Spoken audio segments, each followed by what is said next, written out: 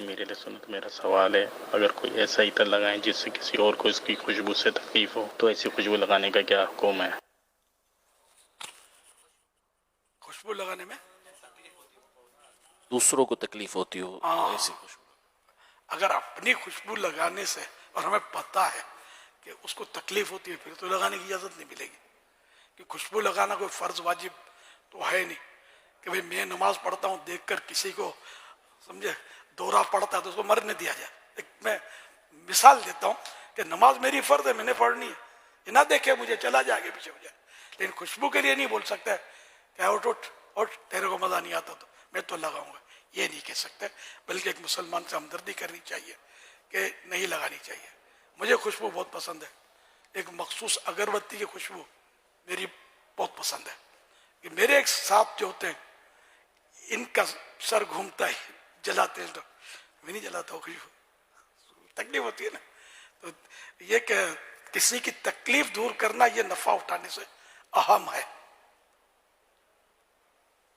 بعض کو مسئلہ یہ ہوتا ہے کہ ان کو کوئی بھی خوشبو جو ہے نا وہ ان کی مخصوص خوشبو کے علاوہ پسند ہی نہیں آتی، تو پھر بندہ کیا کرے؟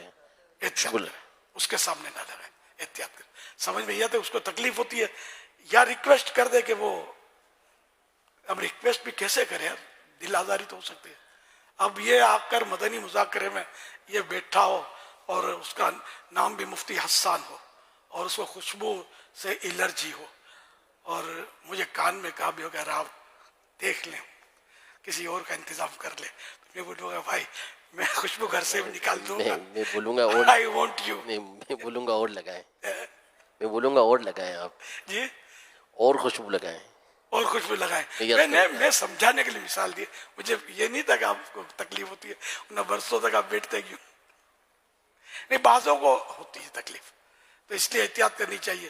جیسے ہمارے ہاں یہ محفلوں میں لگاتے ہیں عطر، تو آپ نے شاید میں نے بھی نوٹ کیا ہوگا، یاد نہیں اچھی طرح، کوئی ہاتھ کیوں کر لیتے ہیں شاید، ہے نا، کہ وہ نہیں لگانا چاہتے.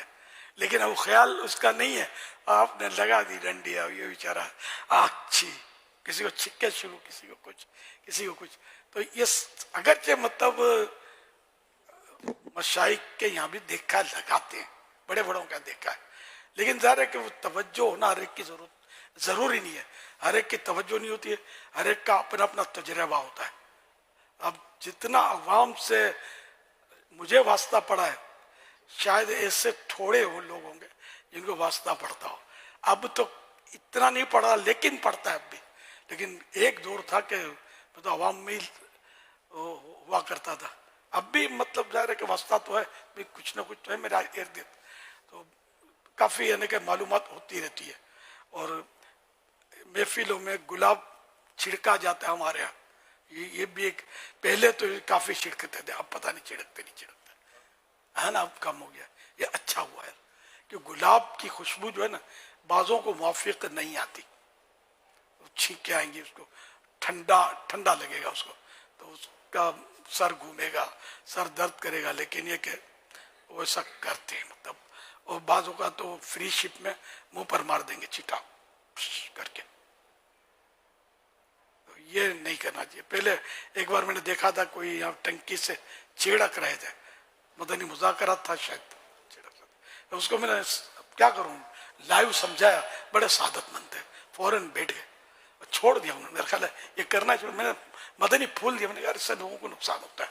اب کوئی اچھا خاصا دین کی بات سیکھ رہا ہے، مسئلہ سن رہا ہے، ہم نے شروع کر کے مارا، اور وہ تو کہاں کا کہاں نکل جائے گا، حلال کو حرام، حرام کا حلال ہو جائے گا، اس کو پتہ ہی کیا پڑے گا.